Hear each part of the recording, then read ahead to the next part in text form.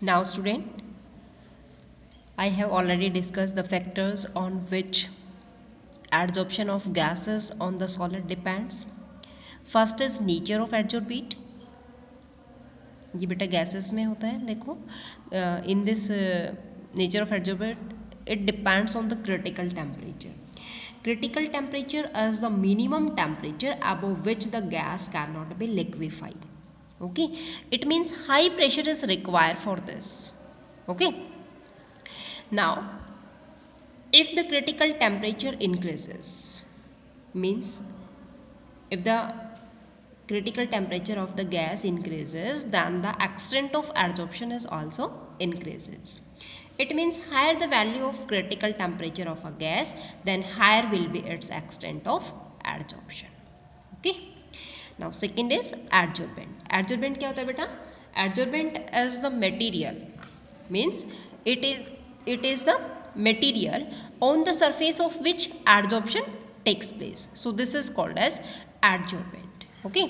जैसे alumina, silica, charcoal, these are the adsorbent. White board, black board, ठीक है, जिसके सरफेस पे एडजॉर्प्शन प्रोसेस होता है उसको हम क्या बोलते हैं? एडजॉर्बेंट बोलते हैं. ओके.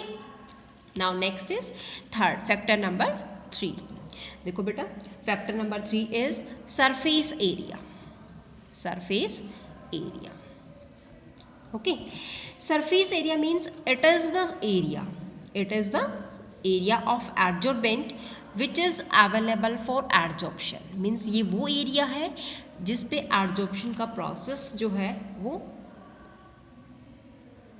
प्रेजेंट होता है. ठीक है, लेकिन ये कौन सा सरफेस है? एडजॉर्बेंट का सरफेस है. जैसे हम ब्लैक बोर्ड लेते हैं तो हम उसका जो एरिया ले रहे हैं एडजॉर्बेंट का, ठीक है, बोर्ड का जितना भी एरिया है that is the surface area of adsorbent. Okay.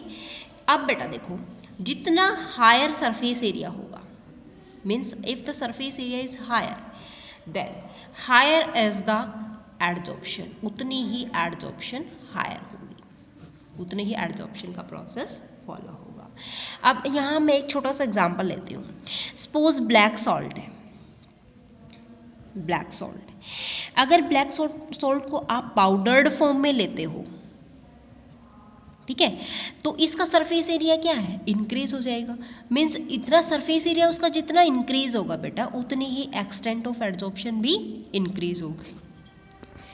तो एडजॉर्प्शन का प्रोसेस उतना ही इंक्रीज होता जाएगा. Now the point number 4 that is effect of pressure. Effect of pressure. देखो बेटा, प्रेशर पे क्या इफेक्ट पड़ रहा है. यहाँ पे मैं एक ग्राफ प्लॉट करती हूँ. This is x/m and this is p. Okay, pressure. तो बेटा जब मैं ग्राफ प्लॉट कर रही हूँ तो यहाँ पे मुझे ऐसा होगा, ठीक है, ये आपकी कांस्टेंट वैल्यू आ जाती है. ओके. यहाँ पे हमने मान लिया प्रेशर PS. ओके. मीन्स ये x क्या है? x is the mass of adsorbate and m क्या है? This is the mass of adsorbent. अगर मैंने दोनों ही लिख दिए x/m, it means this is the extent of adsorption. Okay. And p is the pressure and PS यहाँ पे एक सैचुरेशन पॉइंट आता है बेटा, जहाँ पे ये कांस्टेंट होता है और इस पॉइंट को मैंने नाम दिया है PS, that is saturation pressure. Okay. अब इस ग्राफ से हमें देखो बेटा क्या पता लगा. सबसे फर्स्ट ग्राफ नंबर 1 है ये, और इससे हमें पॉइंट नंबर 1 पता लगा कि हमें लोअर रेंज पे क्या लेना है, हायर रेंज पे क्या लेना है, और मिडल वाली जो इंटरमीडिएट रेंज है उस पर क्या है. तो देखो लोअर रेंज पे हमारा क्या है. हम देख रहे हैं x/m किसके प्रोपोर्शनल है? This is proportional to p, क्योंकि पहले बेटा इंक्रीज हो रहा है graph. Means x/m is proportional to p. Okay. Second है बेटा, अगर हम हायर, जैसे जैसे हम हायर रेंज लेते जाते हैं तो हायर रेंज पे क्या होता है? ये ग्राफ यहाँ से बड़ा, ये लोअर रेंज है बेटा, ठीक है। अब ये यहाँ पे जाके कांस्टेंट होगा, ये क्या है आपकी सबसे हायर रेंज है, ये वाली रेंज, ठीक है। तो इस पे हम क्या देख रहे हैं कि x by M that remain constant, ये क्या है आपकी कांस्टेंट है, ओके। एंड अब इंटरमीडिएट रेंज पे देखते हैं बेटा, मीन्स जो बीच की रेंज है यहाँ पे, तो यहाँ पे देखो इंटरमीडिएट पे आपको नज़र आ रहा है कि x by M that is proportional to p, और p की पावर 1 बाय n लेंगे, ओके 1 बाय n। ये 1 बाय n का क्या मतलब है, 1 बाय n क्या है, ये हमारा n हम इंटीजर लेते हैं जो इंक्रीज होगा 1 2 3 4 वैल्यूज में, ठीक है, ये लेते हैं। तो x by M is proportional to p की 1 by n, where n is greater than 1, okay. तो इस केस में हमें क्या प्रोपोर्शनलिटी साइन को रिमूव करेंगे, ये बना x by M is proportionality sign आपने रिमूव कर दिया के p की पावर 1 बाय n, ओके। अब taking log on both side, taking log on both side. अब देखो बेटा, this is log of x by M that is equal to log of k plus, अब ये पावर है बेटा, ये आगे आ जाएगी, this is 1 by n, this is log of p, okay. And after taking log इसको हम डिफ्रेंशिएट करते हैं बेटा ग्राफ की फॉर्म में, तो इस इक्वेशन से हम इसको हम y मान लेते हैं बेटा, दैट इज इक्वल टू ये हो जाएगा आपका m x प्लस c, हम ग्राफ की फॉर्म में इसको मेजर करेंगे, ठीक है। तो देखो बेटा, अब मैं ग्राफ बनाती हूँ यहाँ पे, log of x by M हमें y एक्सिस पे लेना है, ये y एक्सिस है, this is log of x by M, okay. After that मुझे लेना है लॉग ऑफ k, ये आपका इंटरसेप्ट आ जाएगा बेटा, ठीक है। और मैं x एक्सिस पे क्या लूँगी, ये लूँगी ना log of p, this is log of p, okay. तो ये बचा आपके पास 1 बाई एन, 1 बाई एन क्या है बेटा, this is slope, okay. c तो कांस्टेंट है ना, तो ये तो आपका कांस्टेंट होगा, ठीक है, और ये आपका इधर आ गया, ठीक है। तो बेटा ये आपका जो ग्राफ है वो ऐसे ऐसे इंक्रीज हो जाएगा, ओके। ये आपका स्लोप आ जाएगा, slope is equal to 1 by N, okay. And this is your intercept, this is log of k, this is log of k, okay. So this is your graph number 2. Means if we plot a graph between log of x by m and log of p, then the graph will be straight line. कैसा आता है बेटा, this will be straight line with the slope of 1 by n and the intercept log of k, okay. So this is the fourth factor which depends on the adsorption, and the factor is effect of pressure. Now the fifth factor, that is effect of temperature. Fifth factor is effect of temperature, okay. देखो बेटा, temperature पे क्या effect पड़ेगा ये बताना है आपको। Suppose पहले मैं फिजियोज ऑप्शन लेती हूँ, आफ्टर दैट कीमीज ऑप्शन लेती हूँ, ठीक है। तो मैंने ये बताया कि ये आपका ग्राफ है, this is x by M and this is temperature, यहाँ पे मैं क्या लूँगी, टेम्परेचर लूँगी, okay.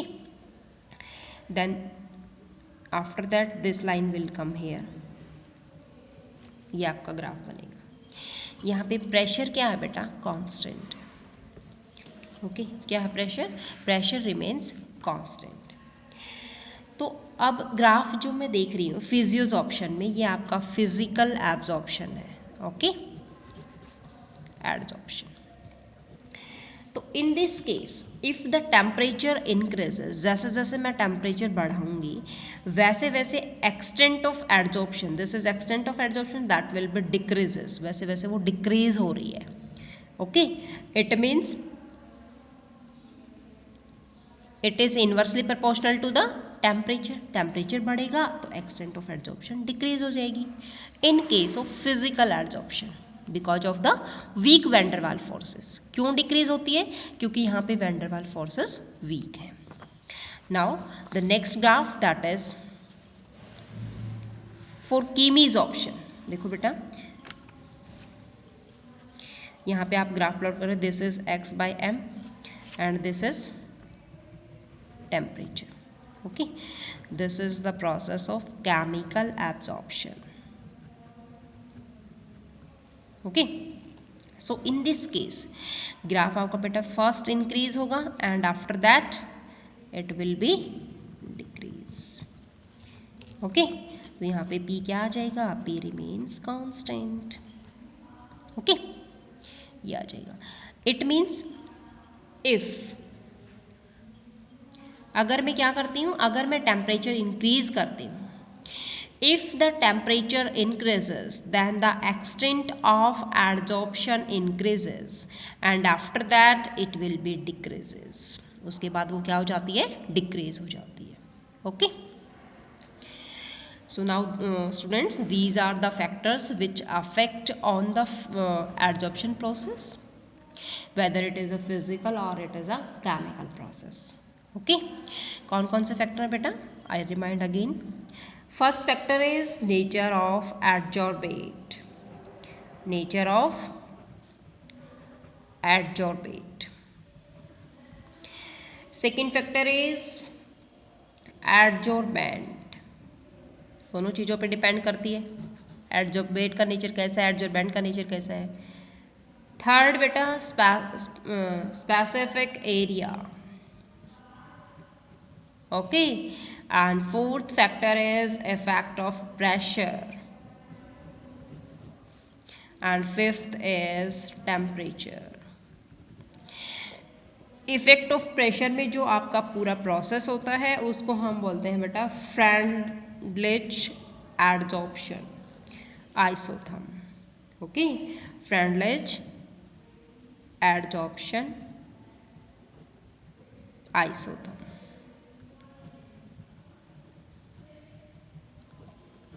Okay, means it depend on the temperature, pressure. Okay, इन पे डिपेंड करता है। अगर इफेक्ट ऑफ प्रेशर आता है आपके पेपर में तो आपका फ्रेंडलिच एड्जॉर्प्शन प्रोसेस होता है। This is called as Freundlich adsorption isotherm बोलते हैं। ओके, इफ टेम्परेचर से रिमेनिंग क्वेश्चन आता है तो आपको दो ग्राफ प्लॉट करने हैं, दिस वन, और इनकी डिटेल लिखनी है ग्राफ्स की। Okay, now thank you students.